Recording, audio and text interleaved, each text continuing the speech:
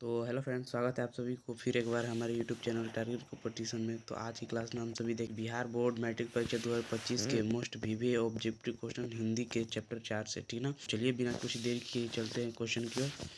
तो first question कुछ इस प्रकार है, आप देख सकते हैं है कि नाखून क्यों बढ़ते हैं, किस प्रकार का निबंध है। नाखून क्यों बढ़ते हैं, किस प्रकार का निबंध है। तो आपका हो जाएगा ललित निबंध, ठीक है। ये ललित निबंध है। तो चलिए दूसरा नंबर क्वेश्चन देख लेते हैं। दो नंबर क्वेश्चन कुछ इस प्रकार है, देखिए आप सभी।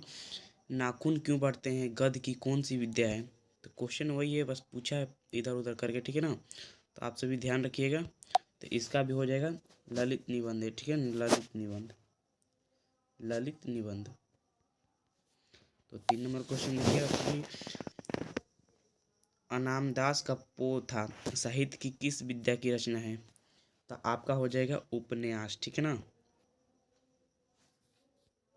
तो चलिए 4 नंबर क्वेश्चन देखिए आप सभी। द्विवेदी जी को आलोक पर्व पर कौन सा पुरस्कार मिला था। यानी हजारी प्रसाद द्विवेदी जी को आलोक पर्व पर कौन सा पुरस्कार मिला था। तो आपका हो जाएगा साहित्य अकादमी पुरस्कार मिला था, ठीक है ना। साहित्य अकादमी पुरस्कार मिला था, अकादमी पुरस्कार मिला था। चलिए 5 नंबर क्वेश्चन देखिए। लेखक के अनुसार मनुष्य के नाखून किसकी जीवन प्रतीक है। तो आपका हो जाएगा पार्श्विक वृत्तियाँ, ठीक है ना। पार्श्विक वृत्तियाँ का प्रतीक है नाखून। तो चलिए 6 नंबर क्वेश्चन देखिए आप सभी। हजारी प्रसाद द्विवेदी का जन्म कब हुआ था। तो हजारी प्रसाद द्विवेदी के 1907 ईस्वी को, ठीक है, आप सभी को पता होगा। चलिए 6 नंबर क्वेश्चन हो गया। 7 नंबर क्वेश्चन देखते हैं। यानी हजारी प्रसाद द्विवेदी किस निबंध की रचयिता है। तो आपका हो जाएगा नाखून क्यों बढ़ते हैं, ठीक है ना। नाखून क्यों बढ़ते हैं, इसी निबंध के रचयिता है हजारी प्रसाद द्विवेदी, ठीक है। आचार्य हजारी प्रसाद द्विवेदी का जन्म कहाँ हुआ था, ठीक है। आचार्य हजारी प्रसाद द्विवेदी का जन्म कहाँ हुआ था। आप तो आपका हो जाएगा उत्तर प्रदेश में हुआ था, ठीक है।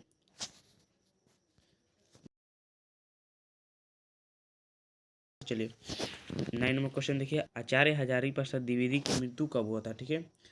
हजारी प्रसाद द्विवेदी जी की मृत्यु कब हुआ था। तो आपका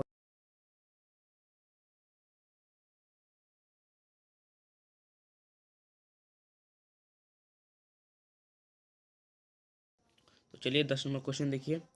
10 नंबर शायद क्वेश्चन नहीं है दिया है, 12 नंबर क्वेश्चन दिया है। असुरों के पास नहीं थे, असुरों के पास क्या नहीं थे। तो असुरों के पास क्या नहीं थे, तो लोहे के अस्त्र नहीं थे, ठीक है ना। चलिए 13 नंबर क्वेश्चन देखिए। नकधर मनुष्य किस पर भरोसा करके आगे की ओर पड़ रहा है, या चल रहा है या चलता पड़ रहा है। तो आपका हो जाएगा आइटम बम, ठीक है। आइटम बम पर आजकल के मनुष्य भरोसा कर रहे हैं और इसका प्रयोग करके आगे बढ़ रहे हैं, ठीक है ना।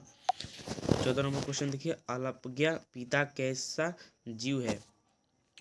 अलपज्ञा पिता कैसा जीव है। तो आपका हो जाएगा दयनीय, ठीक है, दयनीय जीव है। चलिए 15 नंबर क्वेश्चन देख लीजिए। देखिए दधीजी की हड्डियों से क्या बना हुआ है। दधीजी की हड्डियों से इंद्र का ब्रज बना हुआ है, ठीक है। जो हड्डी का होगा आप सभी देखे भी होंगे कभी। चलिए तो 16 नंबर क्वेश्चन देखिए आप सभी। कामसूत्र किसकी रचना है। कामसूत्र किसकी रचना है।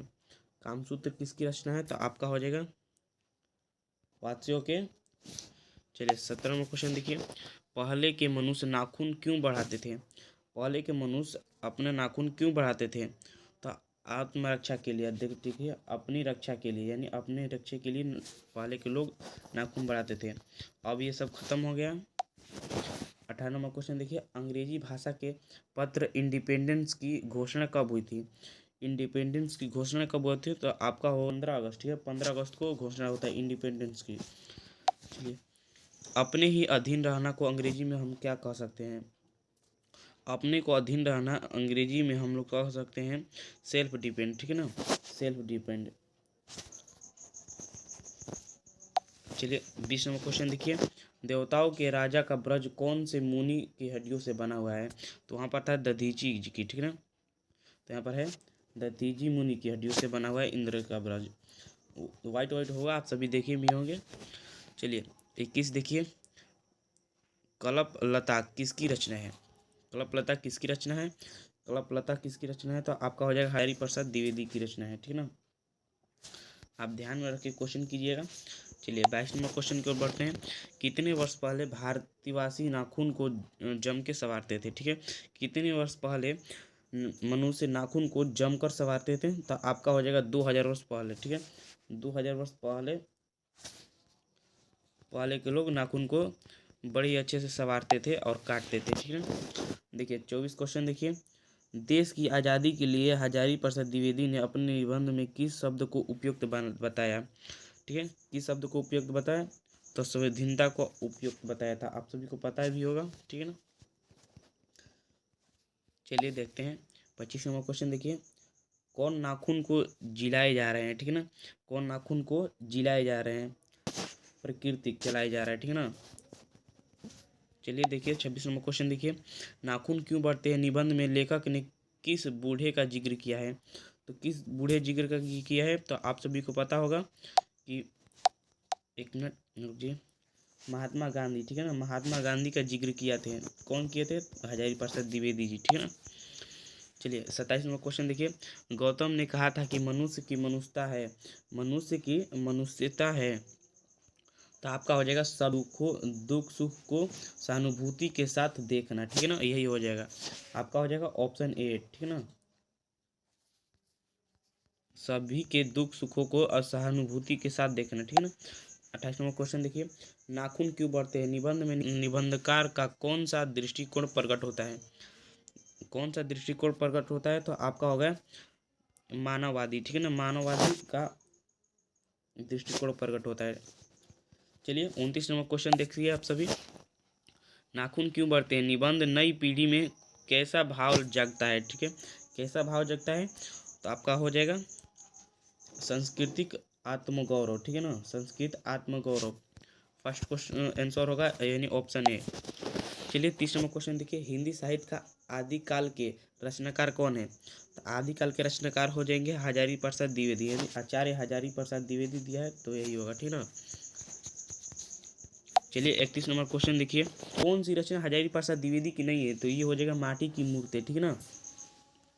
चलिए 32 नंबर क्वेश्चन देखिए।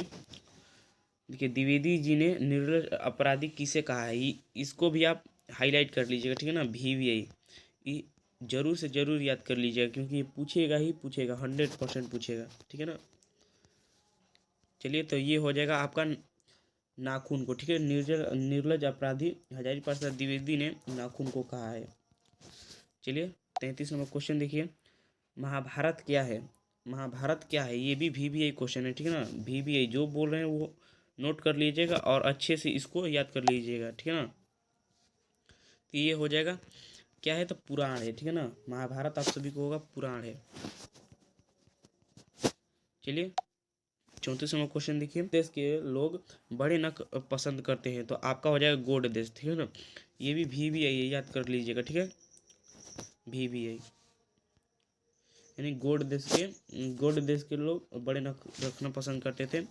और एक था किस देश के लोग छोटे नख पसंद करते थे? वो हो जाएगा कौन से लोग छोटे नख पसंद करते थे? वो हो जाएगा दक्षिणात्य, जो कि इस क्वेश्चन में नहीं थे, हम मिस्टेक कर दिए हैं, ठीक है ना। वही था 35 नंबर क्वेश्चन, वो छूट चुका है, ठीक है ना। तो चलिए इतना ही क्वेश्चन था। तो आप बताइएगा कमेंट करके कि 34 क्वेश्चन में आप सभी का कितना क्वेश्चन सही हुआ है, ठीक है।